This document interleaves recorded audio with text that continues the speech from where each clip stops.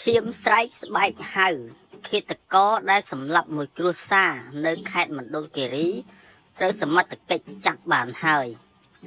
មណ្ឌលគិរីនៅថ្ងៃទី5ខែកុម្ភៈឆ្នាំ2022វេលាម៉ោង18កម្លាំងជំនាញនៃស្នងការដ្ឋាននគរបាលខេត្តមណ្ឌលគិរីសហការជាមួយកម្លាំងជំនាញនៃនាយកដ្ឋាននគរបាលព្រហ្មទណ្ឌ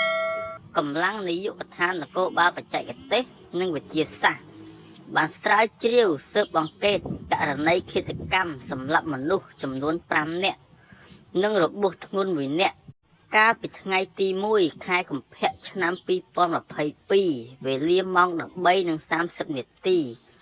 នៅចំណុចស្រែចោតភូមិមេប៉ៃឃុំអូជ្រៃស្រុកពេជ្រដាខេត្តមណ្ឌលគិរីក្នុងកិច្ចប្រតិបត្តិការនេះបានឃាត់ខ្លួនជនសង្ស័យចំនួន6នាក់ក្នុងនោះជនដៃដល់ចំនួន4នាក់និងអ្នកបញ្ជាញុះញង់ឲ្យសម្លាប់ចំនួន2នាក់រួមមាន1ធីមពៀតហៅផ្សិតភេទប្រុសអាយុ18ឆ្នាំជនជាតិភ្នងជាមេខ្លោងផ្ដើមកំណត់2រឹមធាភេទប្រុសអាយុ27ឆ្នាំជនជាតិខ្មែរសហចារី3នឹមខ្លាខិនភេទប្រុសអាយុ18ឆ្នាំជនជាតិខ្មែរសហចារី4ធីផ្ចិតភេទប្រុសអាយុ14ឆ្នាំជនជាតិភ្នងសហចារី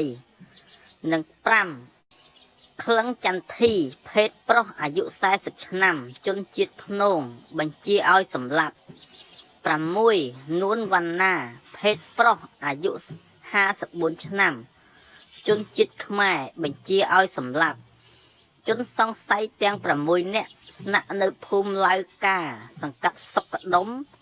ក្រុងសែនមនោរម្យខេត្តមណ្ឌលគិរីជនសង្ស័យបានចម្លើយសារភាពថាមូលហេតុដែលសម្លាប់ជនរងគ្រោះទាំង5នាក់និងរបួស1នាក់ដោយសារគំនុំចោទប្រកាន់គ្រួសារជនរងគ្រោះជាអាបធ្មប់បច្ចុប្បន្នជនសង្ស័យទាំង6នាក់ត្រូវបានឃាត់ខ្លួនដើម្បីកសាងសំណុំរឿងបញ្ជូនទៅសាលាដំបងខេត្តតាមនីតិវិធីច្បាប់